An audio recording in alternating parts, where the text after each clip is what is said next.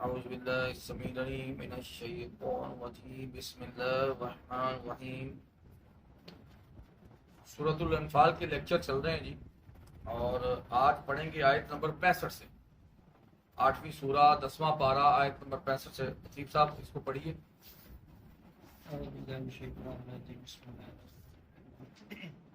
اے نبی صلی اللہ علیہ وسلم، مومنوں کو جہاد پر ابھاریں۔ اگر تم میں 20 صبر کرنے والے ہوں تو وہ 200 کافروں پر غالب آئیں گے، اور اگر تم میں 100 صابر ہوں تو وہ 1000 کافروں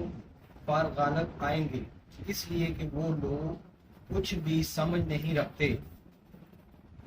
اب اللہ نے تم سے تخفیف کر دی اور اس نے جان لیا کہ تمہارے اندر کچھ کمزوری ہے، چنانچہ اگر تم میں 100 صبر کرنے والے ہوں تو وہ 200 کافروں پر غالب آئیں گے، اور اگر تم میں سے 1000 ایسے ہوں تو وہ اللہ کے حکم سے 2000 پر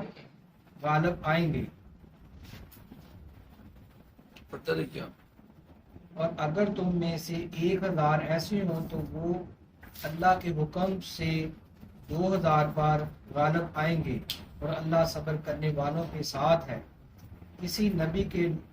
لائق نہیں کہ اس کے پاس قیدی ہوں، یہاں تک کہ وہ زمین میں خوب خون ریزی کرے، انہیں قتل کرے۔ مسلمانوں، تم سامان دنیا چاہتے ہو اور اللہ تمہاری آخرت چاہتا ہے، اور اللہ زبردست خوب حکمت والا ہے۔ اگر اللہ کی طرف سے پہلے ہی ایک بات لکھی ہوئی نہ ہوتی تو تم نے بدر کے قیدیوں سے جو فدیہ لیا اس کے بدلے تمہیں بڑا عذاب آ پکڑتا۔ چنانچہ جو حلال پاکیزہ غنیمت تم نے حاصل کی ہے اس میں سے کھاؤ، اور اللہ سے ڈرو اور اللہ سے ڈرتے رہو، بے شک اللہ بہت بخشنے والا نہایت رحم کرنے والا ہے۔ اے نبی صلی اللہ علیہ وسلم، جو قیدی تمہارے ہاتھ گرفتار ہیں آپ ان سے کہہ دیں، اگر اللہ تمہارے دلوں میں بھلائی پائے گا تو تمہیں اس فدیے سے کہیں بہتر عطا کرے گا جو تم سے لیا گیا ہے، اور تمہیں بخش دے گا۔ اللہ بہت بخشنے والا نہایت رحم کرنے والا ہے۔ اور اے نبی صلی اللہ علیہ وسلم، اگر وہ آپ سے خیانت دغا کرنا چاہیں تو وہ پہلے ہی اللہ سے دغا کر چکے ہیں، پھر اس نے انہیں تمہارے قبضے میں دے دیا، اور اللہ خوب جاننے والا خوب حکمت والا ہے۔ بے شک جو لوگ ایمان لائے اور انہوں نے ہجرت کی اور اپنے مالوں اور اپنی جانوں کے ساتھ اللہ کی راہ میں جہاد کیا، اور جنہوں نے مہاجروں کو اپنے ہاں جگہ دی اور ان کی مدد کی، وہ ایک دوسرے کے حمایتی ہیں۔ اور جو لوگ ایمان لائے، جو لوگ تو لے آئے مگر انہوں نے ہجرت نہیں کی، اور ان کی حمایت سے تمہیں کوئی غرض نہیں حتیٰ کہ وہ ہجرت کریں، اور اگر وہ تم سے دین کے معاملے میں مدد مانگے تو تم پر مدد لازم ہے، مگر اس قوم کے خلاف نہیں کہ جن کے اور تمہارے درمیان کوئی معاہدہ ہو، اور تم جو کام کرتے ہو اللہ دیکھ رہا ہے۔ اور جن لوگوں نے کفر کیا اور آپس میں ایک دوسرے کے حمایتی ہیں، اے مسلمانوں، اگر تم ایسا نہیں کرو گے تو زمین میں فتنہ اور بڑا فساد مچے گا۔ اور جو لوگ ایمان لائے اور انہوں نے ہجرت کی اور اللہ کی راہ میں جہاد کیا، اور جنہوں نے مہاجرین کو جگہ دی اور ان کی مدد کی، وہی لوگ سچے مومن ہیں، ان کے لیے مغفرت اور باعزت روزی ہے۔ اور جو لوگ بعد میں ایمان لائے اور انہوں نے ہجرت کی اور تمہارے ساتھ مل کر جہاد کیا تو وہ بھی تمہیں میں سے ہیں، اور اللہ کی کتاب میں خون کے رشتے دار آپس میں ایک دوسرے کے زیادہ حقدار ہیں، بے شک اللہ ہر چیز کو خوب جاننے والا ہے۔ اعوذ باللہ السمیع العلیم من الشیطان الرجیم بسم اللہ الرحمن الرحیم۔ آیت نمبر 59 نکال لیں۔ اور وہ لوگ جنہوں نے کفر کیا ہرگز گمان نہ کریں کہ وہ بچ کر نکل گئے ہیں، بلکہ بے شک وہ عاجز نہیں کریں گے۔ جن لوگوں نے کفر کیا ہے اور کفر میں دوڑ دھوپ کرتے ہیں، وہ کسی بھی صورت جو ہیں وہ اللہ کو عاجز نہیں کر سکتے، پکڑے جائیں گے۔ اور ان کے لیے جتنی کر سکو قوت کی صورت میں اور تیار بندے گھوڑے کی صورت میں تیاری رکھو، جس کے ساتھ تم اللہ اور جس کے ساتھ تم اللہ کے دشمن کو اور اپنے دشمن کو ڈراؤ گے، اور ان کے علاوہ کچھ اور بھی ہیں جنہیں تم نہیں جانتے، اللہ انہیں جانتا ہے، اور تم جو بھی چیز اللہ کے راستے میں خرچ کرو گے وہ تمہاری طرف پوچھ کر لوٹائی جائے گی، اور تم پر ظلم نہیں کیا جائے گا۔ بہت ساری حدیثیں جو ہیں وہ نبی صلی اللہ علیہ وسلم کی موجود ہیں کہ قیامت تک ایک جماعت جو ہے وہ دین حق کے لیے لڑتی رہے گی، اور یہ مسلمانوں کو جو ہے وہ تیاری رکھنے کا خاص حکم دیا گیا ہے۔ بدر میں جب ہم آئے تھے تو ہم تو کوئی تیاری میں نہیں تھے، ٹھیک ہے، لیکن مسلمانوں کی دھاک اللہ تعالیٰ نے اپنی غیبی مدد کے ساتھ اٹھا دی۔ اب آگے سے حکم یہ ہوا ہے کہ تم اپنے گھوڑے اسلحہ خریدو، یہ جو مال غنیمت وغیرہ تمہارے پاس اکٹھا ہوا ہے، اور مسلمان جو ہیں وہ اس چیز کی تیاری کریں، اب کفار تمہارے لیے اکٹھے ہو کے آئیں گے۔ تو یہ سارا کچھ پہلے ہی بتا دیا گیا تھا کہ اب تم اپنے لیے تیاری کرو، اور یہ مسلمانوں کو حکم ہے۔ اب دیکھیے اس میں ایک تو دشمن کو آپ نے بتانا ہے کہ میری طرف آئے تو تمہاری ایسی کی خیر نہیں کی، ایک تو یہ۔ دوسرا اللہ تعالیٰ نے اس میں بڑی اہم بات کی کہ ایک تو تم اپنے دشمن کو ڈراؤ گے، اور کچھ ایسے دشمن بھی ہیں جن کو تم نہیں جانتے، اللہ جانتے ہیں۔ وہ جو امن والے نا، اندر سے جو تمہاری خبریں دشمن کو دیتے ہیں نا، وہ ایسا روب بٹھوائیں گے اللہ تعالیٰ تمہارے ذریعے سے ان کے دلوں میں کہ وہ آپ کی خبریں یہ دیں گے، نہ بھائی ادھر نہ آنا، یہ بہت مارتے جی، انہوں کی پوری تیاری کی۔ تو نبی صلی اللہ علیہ وسلم نے فرمایا، آپ کی حدیث میں بتاؤں، 3 دفعہ آپ نے فرمایا کہ یاد رکھو اصل قوت رمی میں ہے۔ رمی، آپ جاتے نا حج کے موقع پہ بھی پتھر مارنے، دور سے پھینکنے کو رمی کہتے ہیں، تو وہ رمی میں ہے، یعنی تیر، آج کے دور میں میزائل، ٹھیک ہے نا، وہ آپ نے تیار کر کے رکھے ہوئے ہیں، یہ دیکھیں یہ اسرائیل تک جاتا ہے، یہ وہاں تک جاتا ہے، یہ بتانا ضروری ہے، یہ دشمن کو بتانا ضروری ہے، کیونکہ آپ صلی اللہ علیہ وسلم کی جو حدیث ہے اس کی روشنی میں آپ جنگ کی تمنا نہیں کریں گے، لیکن اگر کوئی آپ کے اوپر حملہ کرے گا تو پھر آپ اس کو بھرپور جواب دیں گے کہ نا گھر تک چھڑ کے آؤں۔ وہی انڈیا نے ٹیسٹ کیا تھا فروری میں لاسٹ ایئر، تو اس کو 2 سال ہو گئے، ہاں تقریباً، تو اس کو صحیح جواب دیا گیا۔ تو اسی طرح مسلمانوں کو حکم یہی ہے کہ یہ جو چیزیں ہیں یہ ان کو پوری طرح تیار رکھنا ہے تم نے اپنی فوج کو، اور ہر قسم کی عبادت سے بہترین عبادت یہ ہے آپ سے سب حدیث کے مطابق جو سرحدوں پہ حفاظت کے لیے کھڑے ہوئے ہوتے ہیں، اس کا بڑا ہی اجر، جو مسلمان آبادیوں کی پروٹیکٹ کرتے ہیں فوجی، اس کا بہت اجر، بڑا اجر و ثواب ہے۔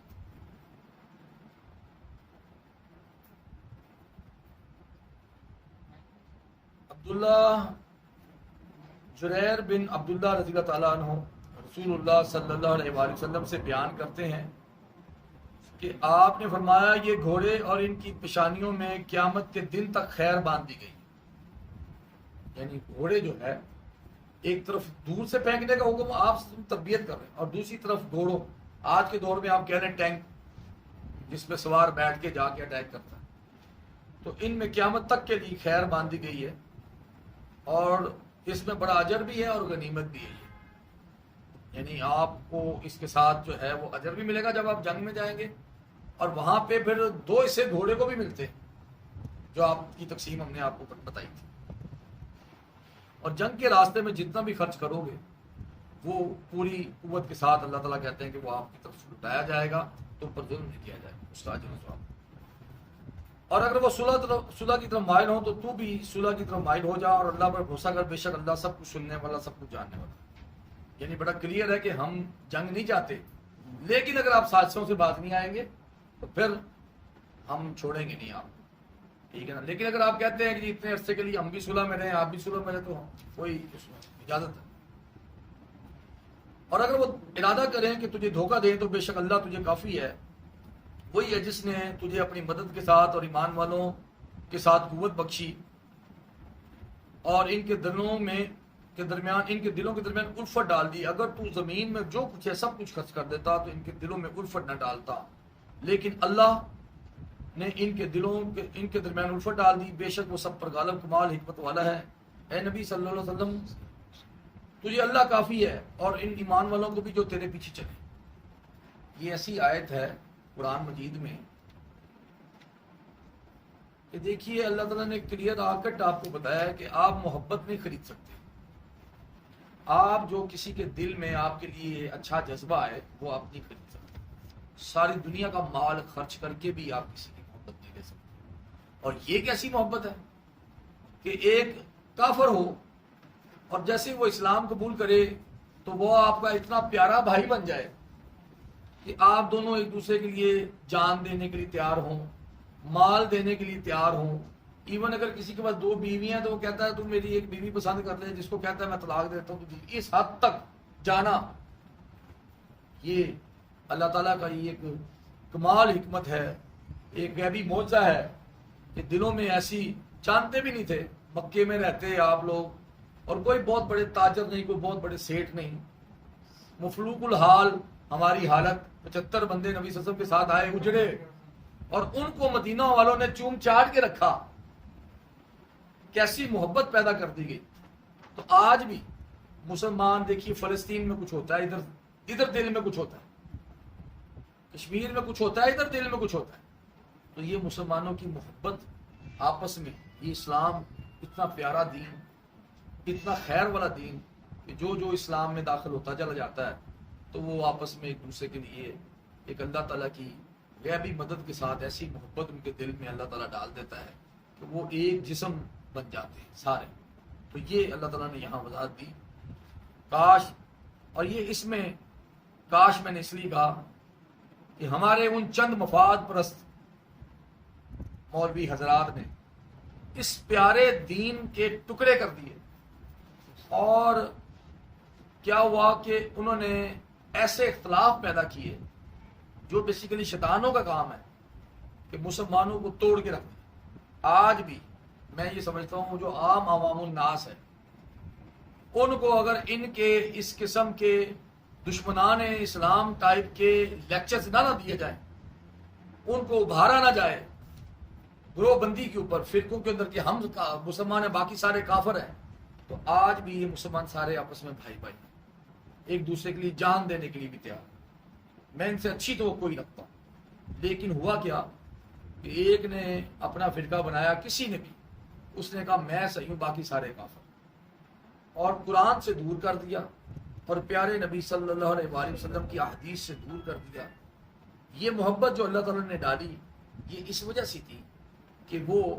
مومنین جو تھے وہ اللہ پر بھروسہ کرتے تھے، یعنی اللہ کا قرآن پڑھتے تھے اور نبی صلی اللہ علیہ وسلم کی اطاعت کرتے تھے. اور اللہ نے یہ انعام دیا ہے اس آیت میں، آیت نمبر 64 میں، اے نبی صلی اللہ علیہ وسلم تجھے اللہ کافی ہے. اگر یہ آج بھی تمام مسلمان اللہ پر بھروسہ کر لیں اور اللہ سے ایاک نعبد و ایاک نستعین کے تحت مانگنا شروع کر دیں اور ان ہر قسم کے فرقوں سے نکل جائیں. بڑی حد تک سوشل میڈیا نے یہ کام کر دیا ہے کہ لوگ یہ سمجھنے لگ گئے ہیں کہ یہ فراڈی ہیں سارے مولوی جو ہمیں اپنے اپنے گروہوں کی طرف بلاتے ہیں. اور یہ خالص دین نہیں ہے. خالص دین یہ ہے کہ کوئی شخص کسی کو یہ دعوت دے کہ تو قرآن ترجمے سے پڑھ، اس کو سمجھ، اس کے ساتھ جڑا رہے، اللہ انشاءاللہ تجھے اپنا دین سکھلا دے. تو اپنے پیارے نبی کی احادیث بخاری اور مسلم میں پڑھ اور تو جان لے، اور تو اپنی نماز کا طریقہ بخاری اور مسلم کے مطابق بنا لے، اور تو اپنے دین کے سارے احکامات بخاری اور مسلم کے مطابق بنا لے اور قرآن کے مطابق بنا لے، اور خود کو ہر قسم کے فرقے سے علیحدہ کر دے اور خود کو مسلمان کہلا. تو وہی محبت، یہ جو محبت ہے یہ مسلمانوں کے درمیان پوری طرح پنپ اٹھے گی. پھر اس محبت کا نتیجہ کیا ہوتا ہے؟ یہ جو محبت اللہ تعالیٰ نے ڈالی،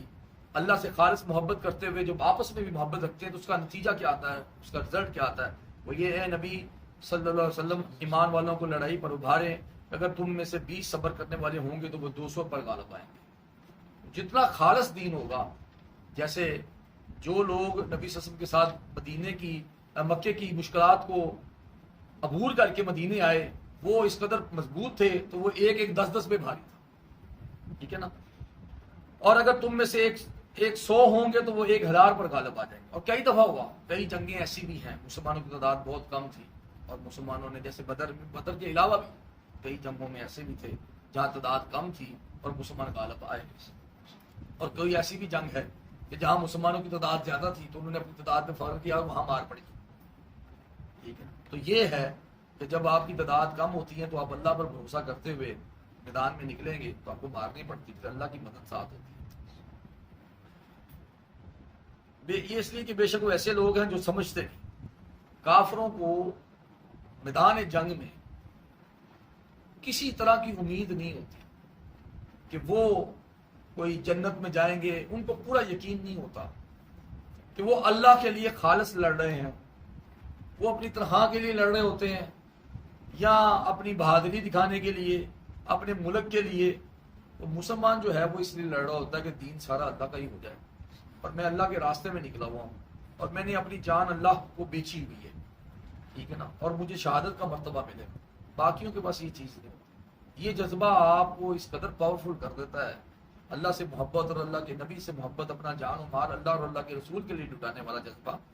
कि इंसान जो है वो 10 गुना ज़्यादा भारी हो जाता है। अब अल्लाह ने तुमसे बोझ हल्का कर लिया है और जान लिया है कि यकीनन तुम में कुछ कमजोरी है, बस अगर तुम में से 100 सब्र करने वाले होंगे तो वो 200 पर गालिब आएंगे, और अगर तुम में से 1000 होंगे तो अल्लाह के हुक्म 2000 पर गालिब आएंगे, और अल्लाह सब्र करने वालों के साथ है। अब मामला ये है कि कोई ऐसे भी मुसलमान, जैसे बदर का वाक़या पेश आया तो अभी मदीने के जो लोग थे वो नो मुस्लिम थे, अभी साल 2 साल ही हुए थे, अभी उस कदर मजबूती नहीं आई थी। तो अल्लाह ताला ने एक फार्मूला सेट कर दिया क़यामत तक के लिए, चूंकि असूल सेट होता है, तो फार्मूला ये सेट कर दिया कि अब तुम अपने से दुगनी जमात पे गालिब आ जाओ। अगर पक्के ईमान वाले ज्यादा अंदर होंगे तो वो एक कमांडर भी जाता है तो वो कई 100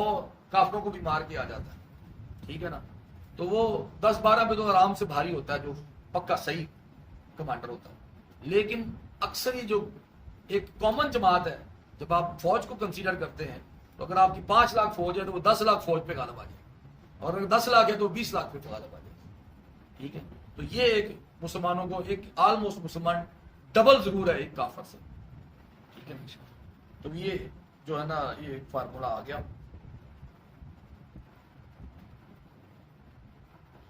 तो एक ये भी आता है इस आयत की तफसीर में कि मुसलमान जब अपने से 10 गुना कुफार के मुकाबले में डटे रहने का हुक्म आया पहले, तो थोड़ा उनको दुश्वार भी महसूस हुआ कि मिसाल अगर कहीं 100 काफिर हों तो हम 10 जाएं, क्योंकि फार्मूला सेटल होना था। तो फिर थोड़ी सी कमजोरी भी हुई, थोड़ी सी उनको फील हुआ कि मुश्किल काम है। तो फिर अल्लाह ने ये तखफीफ कर दी कि अपने से दुगना के मुकाबले में तुम्हें साबित कदम रहना लाजम है, वाजिब है। ये भी एक हुक्म है ना कि आप मैदान जंग से भाग नहीं सकते। तो वो ये चीज़ इसलिए एक फार्मूला सेटल हो गया। किसी नबी के लायक नहीं कि इसके यहाँ कैदी हों, यहाँ तक कि वो ज़मीन में खून बहा ले। तुम दुनिया का सामान चाहते हो और अल्लाह आखिरत का सामान चाहता है। अल्लाह सब पर गालिब कमाल हिकमत वाला है। अगर अल्लाह की तरफ से एक बात लिखी हुई ना होती जो पहले से तय हो चुकी, तो जो कुछ तुमने लिया है इसकी वजह से तुम्हें बहुत बड़ा अज़ाब पहुंचता। जो तुमने इसमें से लिया है उसमें से, उस माल गनीमत में से खाओ, इस हाल में कि हलाल है, तैयब है, और अल्लाह से डरो, बेशक अल्लाह बेहद बख्शने वाला निहायत मेहरबान है। इसकी मुख्तसर मैं आपको दी, इसकी तफसीर तो काफ़ी लंबी है, मैं आपको मुख्तसर बताता हूँ कि मुसलमानों ने बदर में कैदी बनाने में जो है ना, वो कैदी बनाए काफ़ी 75-80 के करीब। तो मशवरा हुआ आपस में। तो हज़रत अबू बकर सिद्दीक़ रज़ी अल्लाह ताला अन्हु ने मशवरा दिया कि हम ज़रा कमज़ोर हैं माली हालत से, और ये हमारे रिश्तेदार ही हैं, हो सकता है कल को ये भी कोई मुसलमान हो जाए, तो इनसे फिदिया ले लेते हैं और इनको छोड़ देते हैं। जबकि हज़रत उमर फ़ारूक रज़ी अल्लाह अन्हु का मशवरा ये था कि ये वो लोग हैं जिन्होंने हमें मक्के में बहुत तंग किया, और ये देखिए कैसे उभार के लोगों को यहाँ लाए हैं हमारे से। हमें इनका इरादा क्या था, इस नबी को कैद कर लें और इन सब मुसलमानों को मार दें। तो ये सख्त है दुश्मनी। तो इन काफिरों को, ये जो सरदार हमने पकड़े बड़े बड़े, इनको कत्ल कर दिया जाए। आप मेरे रिश्तेदारों को मेरे वाले करें और हर एक का जो रिश्तेदार उसके वाले करे तो उसकी गर्दन उड़ा दें, ये मसला। तो नबी सल्लल्लाहु अलैहि वसल्लम ने जो है वो उन्हें हज़रत अबू बकर सिद्दीक़ रज़ी अल्लाह ताला अन्हु को मशवरा मान लिया और उनको फिदिया दे के तो छोड़ दिया। उसमें डिफरेंट वो आया है।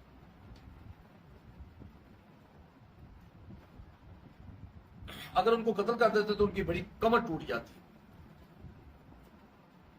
अब्दुल्ला बिन अब्बास रज़ियल्लाहु ताला अन्हु बयान करते हैं कि जंग बदर में जब वो गिरफ्तार कर लिए गए तो रसूलुल्लाह सल्लल्लाहु अलैहि वसल्लम ने अबू बकर और उमर रज़ियल्लाहु ताला अन्हुमा से मशवरा फरमाया, इन कैदियों के मुतालिक तुम्हारी क्या राय है। ابو بکر صدیق رضی اللہ تعالیٰ عنہ نے کہا اے اللہ کے نبی یہ ہمارے چچا داد بھائی اور خاندان ہی کے لوگ ہیں، سو میری رائے تو یہ ہے کہ ان سے فدیہ لے لیا جائے تاکہ اس رقم سے کفار کے مقابلے میں قوت حاصل ہو، اور کیا عجب ہے کہ اللہ انہیں اسلام کی ہدایت دے دے۔ ارادہ ان کا یہ تھا۔ نبی اکرم صلی اللہ علیہ وسلم نے فرمایا اے ابن خطاب یعنی عمر رضی اللہ تعالیٰ عنہ سے پوچھا تمہاری کیا رائے ہے؟ عمر رضی اللہ تعالیٰ عنہ فرماتے ہیں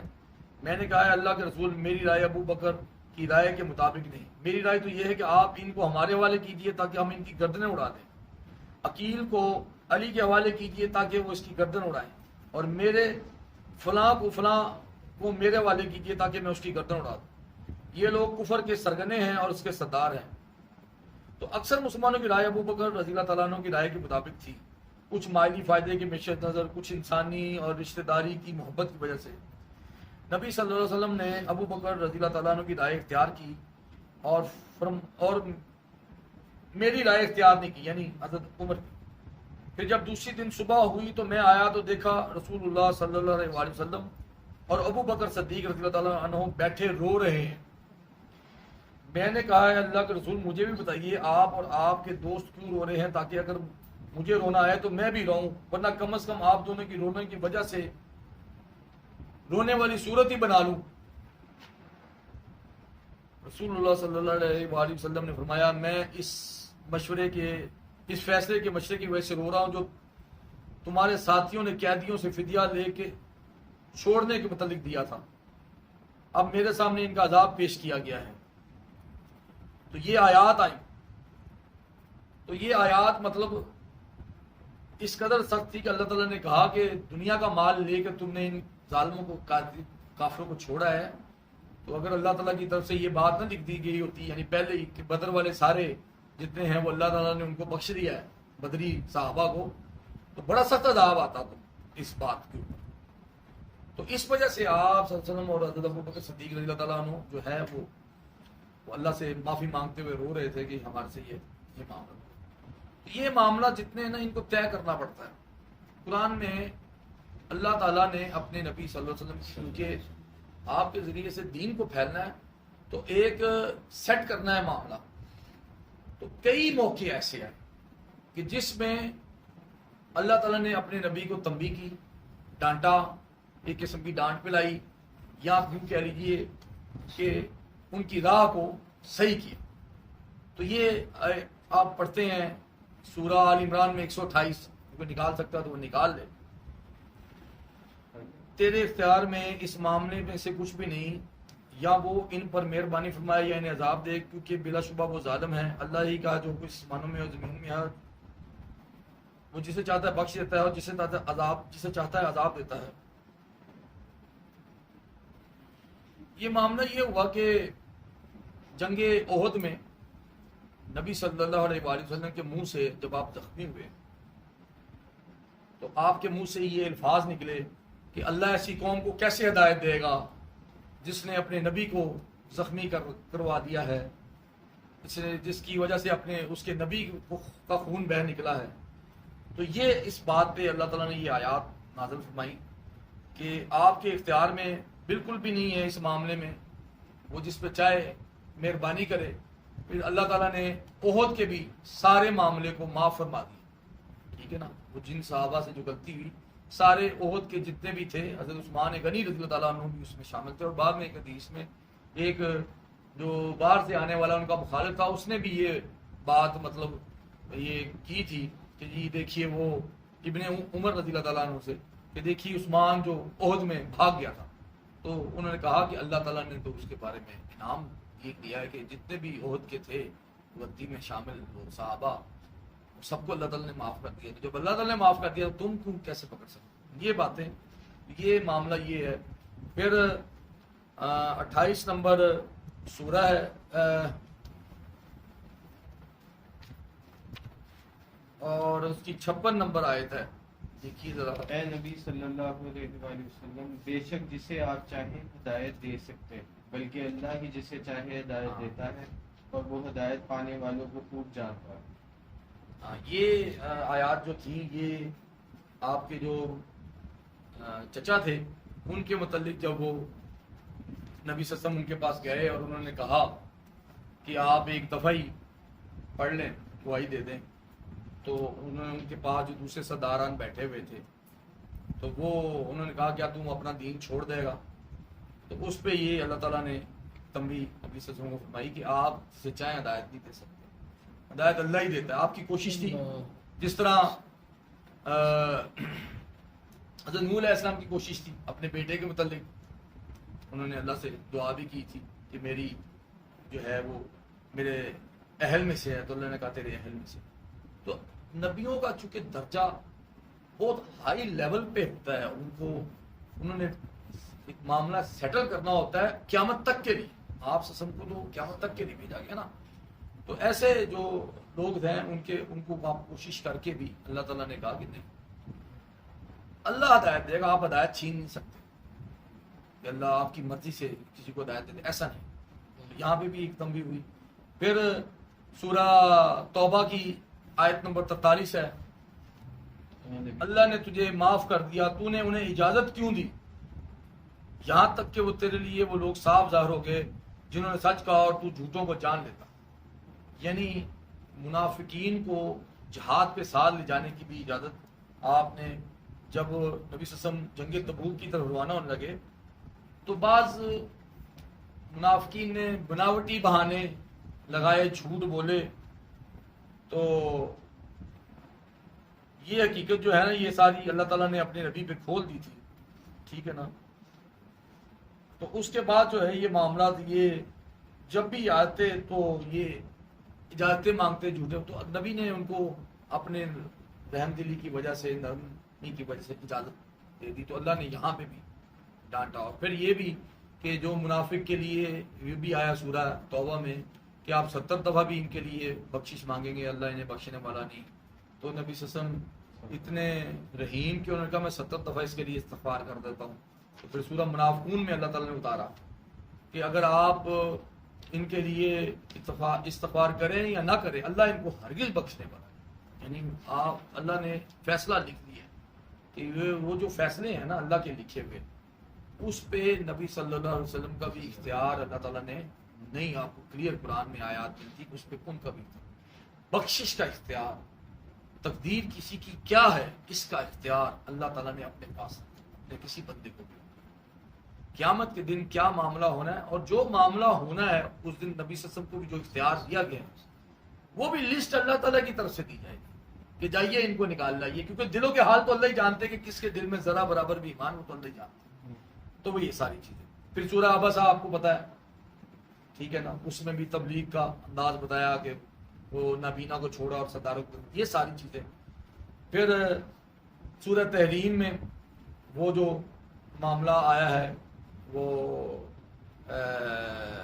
کیا کہتے ہیں، وہ کوئی چیز اپنے اوپر حرام کر دینے والا، وہ جو شہد کو کچھ کیا گیا تھا، وہ بھی ایک تنبیہ ہوئی.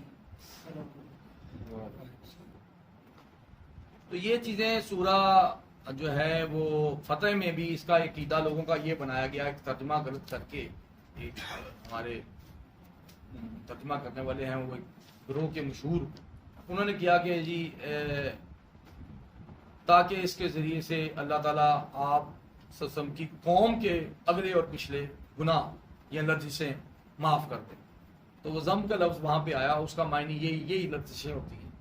اور یہ ایک قسم کا اعزاز ہے، یہ نبی صلی اللہ علیہ وسلم کو ایک تمغہ دیا گیا کہ آپ کے اگلے اور پچھلے، اور اس تمغے کا حدیثوں میں بھی بڑا ذکر ہے کہ آپ اتنی عبادت کرتے ہیں کہ آپ کی پنڈلیوں میں ورم آ جاتا، سوج جاتے کیڑیاں اور پنڈلیاں. تو صحابہ کہتے ہیں کہ آپ کے، تو خود صحابہ نے کہا کہ اے اللہ کے نبی آپ اتنی عبادت کیوں کرتے ہیں، حالانکہ اللہ نے آپ کے اگلے پچھلے سارے گناہ بخش دیے. تو نبی صلی اللہ علیہ وسلم نے فرمایا کیا میں شکر کرنے والا نہ بن جاؤں. تو یہ معاملہ،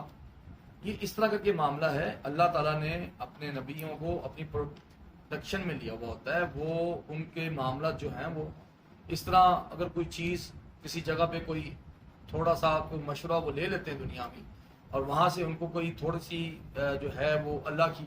طرف سے ہدایات آ جاتی کہ آپ ایسا نہ کریں، آپ ایسا کریں. تو یہ معاملات ہوتے ہیں، تو اس کو سمجھنا پڑے گا. یہ لمبا لیکچر ہے لیکن میں اس کو مختصر کیا. آپ لوگ جانتے ہیں کہ یہ ٹائم تھوڑا ہوتا ہے اور باتیں زیادہ ہوتی ہیں، اس میں مزید سمجھنا تو وہ پھر اس کے بعد سمجھ لیں. اب یہ ہوا کہ اب چونکہ یہ معاملہ ہوا تھا، اس کے اگینسٹ ہم نے مال غنیمت لیا تھا، تو اب صحابہ کو یہ بڑا اشکال ہوا کہ یہ جو مال غنیمت ہم نے لیا ہے یہ آیا حلال رہا ہے کہ نہیں رہا، تو آیا ہم جو وہ فدیہ ہم نے لیا تھا آیا ہم اس کو خرچیں یا نہ خرچیں یا کیا کریں؟ تو اس پہ پھر کہا گیا کہ اس میں سے کھاؤ جو تم نے غنیمت حاصل کی ہے، یہ حرام نہیں ہے، تم اس میں سے کھا سکتے ہو، استعمال کر سکتے ہو، اس حال میں کہ حلال اور طیب ہے، اور اللہ سے ڈرو، بے شک اللہ بے حد بخشنے والا نہایت مہربان ہے۔ آئندہ کے لیے معاملہ سیٹل کر دیا گیا کہ جو اسلام میں جب جنگ میں تمہارے پاس ایسے قیدی آئیں جو شدید جو ہیں وہ دشمن ہوں تو ان کو قتل کر دیا جائے۔ اے نبی صلی اللہ علیہ وسلم، آپ کے ہاتھ میں جو قیدی آئیں ان سے کہہ دے اگر اللہ تمہارے دلوں میں کوئی برائی معلوم کرے گا تو تمہیں اس سے بہتر دے دے گا جو تم سے لیا گیا ہے، اور تمہیں بخش دے گا، اور اللہ بے حد بخشنے والا نہایت رحم کرنے والا ہے۔ تو یہ ہوا یہ کہ جب فدیہ لے کے چھوڑ دیا گیا تھا تو کہیں سے فدیہ لے لیا گیا تو بعد میں اسلام لے آئے، جیسے حضرت عباس رضی اللہ عنہ جو آپ کے چچا تھے وہ بھی اسلام لے آئے، اور انہوں نے کوئی اپنا 20 کے قریب کوئی کہہ لیجیے اوکیا وہ انہوں سے سونا لیا گیا تھا، تو اللہ تعالیٰ نے پھر کہہ دیا کہ یہ ان کو واپس نہ کریں، اللہ اس سے بہتر ان کو دے دے گا۔ بعد میں جو مسلمانوں کے ساتھ شامل ہو گئے تو بے شمار غنیمتیں ان کے ساتھ شامل ہو گئی، تو ان کو بعد میں 20 اونٹ پھر دیے گئے تھے۔ اور اگر وہ تجھ سے خیانت کا ارادہ کرے تو بے شک وہ اس سے پہلے اللہ سے خیانت کر چکے ہیں، تو اس نے ان پر قابو دے دیا، اور اللہ سب کو جاننے والا تھا، یعنی پہلے بھی وہ خیانتیں کرتے تھے، یعنی اگر وہ تمہیں یہ شک ہے کہ یہ شخص جو ہے یہ صرف اپنی جان چھڑانے کے لیے اسلام قبول کر رہا ہے تو آپ اس کی پرواہ نہ کریں، یہ اللہ سے پہلے بھی خیانت کر چکے ہیں، کہ پھر خیانت کریں گے تو پھر تمہارے قابو میں آ جائیں گے۔ ہونا تو اللہ تو جانتے تھے نا یہ چیز کہ یہ سارا ایریا اگلے 10-12 سالوں میں مسلمانوں کی سارے انڈر آ جانا ہے، تو یہاں ہونے ہی سارے وہی جو آپ کے تابع ہوں گے وہ یہاں ہوں گے، باقی کو نکال دیا جائے گا۔ تو یہ بے شک جو لوگ ایمان لائے انہوں نے ہجرت کی اور اپنے مالوں اور اپنے جانوں کے ساتھ اللہ کے راستے میں جہاد کیا، اور وہ لوگ جنہوں نے جگہ دی اور مدد کی، اور یہ لوگ ان کے بعض کے دوست ہیں، اور جو ایمان لائے اور ہجرت نہ کی تمہارے لیے ان کی دوستی میں سے کچھ بھی نہیں یہاں تک کہ وہ ہجرت کریں، اور اگر وہ دین کے بارے میں تم سے مدد مانگے تو تم پر مدد کرنا لازم ہے، مگر اس قوم کے خلاف کہ تمہارے اور ان کے درمیان کوئی معاہدہ ہو،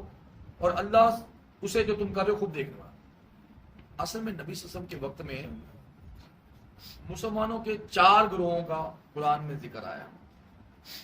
ایک وہ جنہوں نے ہجرت کی، ٹھیک ہے، وہ سب سے افضل گروہ جنہوں نے ہجرت کی، ان کے درجے کو کوئی نہیں پہنچ سکتا۔ قرآن نے باقاعدہ اس کے بارے میں اور آپ سب کی حدیث ہے کہ جو آپ کے ساتھ فرسٹ ٹائم میں ہجرت کر کے آئے ان کے درجے کو کوئی نہیں پہنچ سکتا، ٹھیک ہے۔ اس کے بعد دوسرے انصار جنہوں نے ان کی مدد کی، ٹھیک ہے، دوسرے نمبر پہ وہ گروہ، ٹھیک ہے، جنہوں نے مدد کی، ان کو رکھا، ان کے ساتھ چلے، مسلمانوں کے ساتھ جہاد کیے۔ تیسرے نمبر پہ وہ لوگ جو بعد میں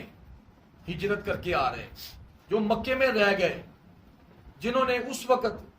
اپنے سامان کو، اپنے اسباب کو، اپنی چیزوں کو اسلام پر قبول تو کر لیا پر ساتھ نہ چلے، ان کی وجہ مال، اسباب، ان کی وہاں کی رہائشیں انہوں نے وہ نہ چھوڑا۔ لیکن جب مدینے کی ریاست قائم ہو گئی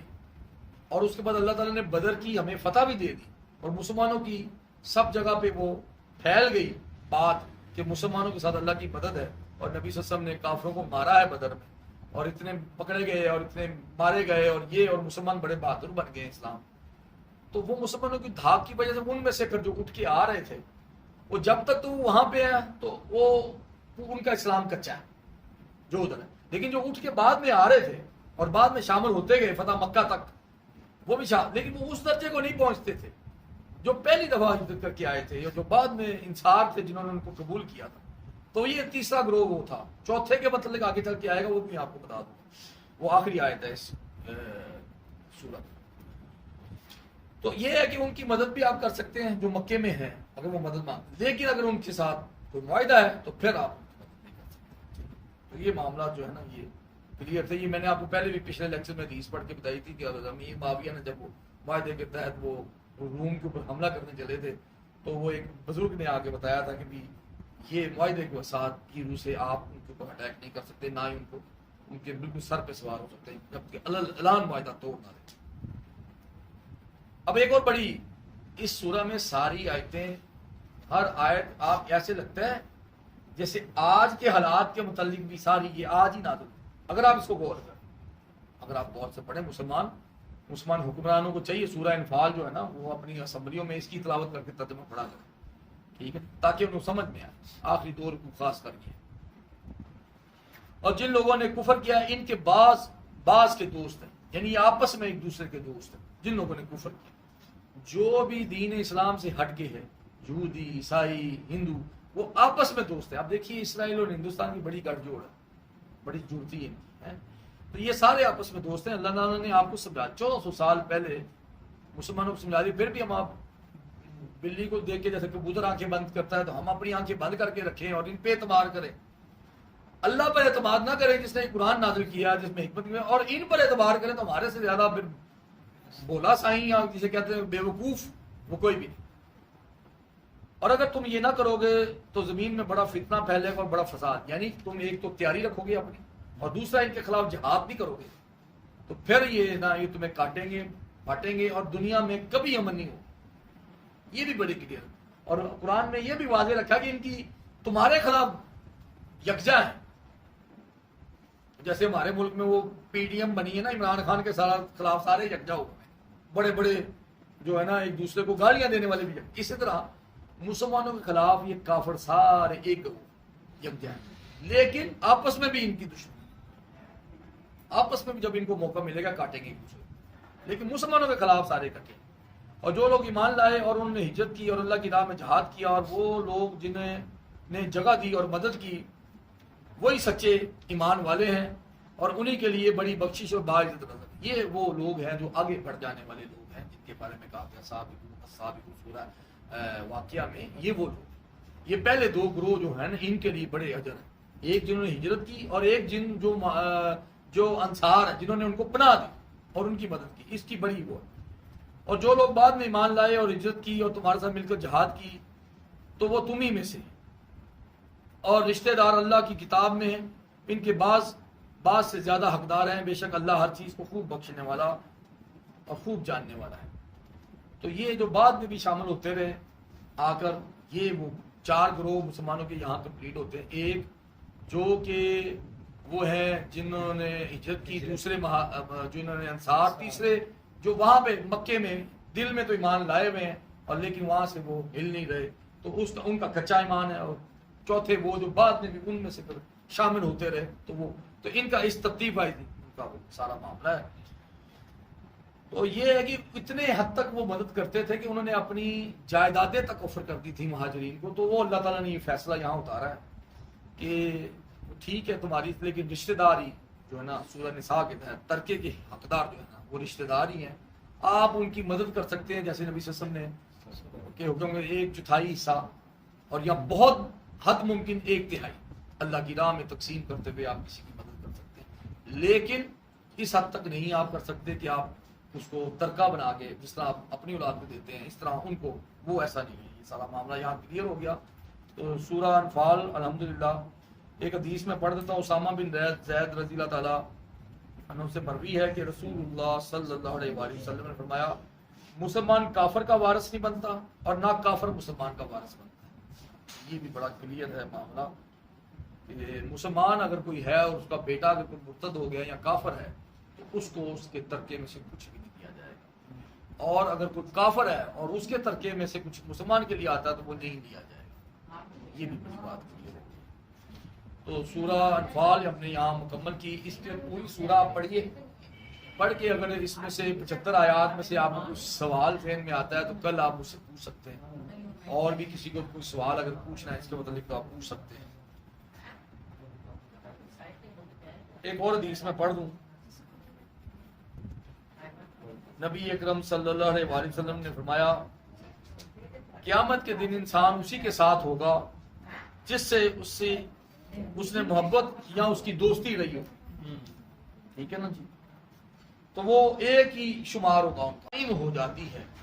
جیسے مدینے کی ریاست قائم ہو گئی۔ تو مسلمانوں کو کسی اور جگہ پہ رہنے کا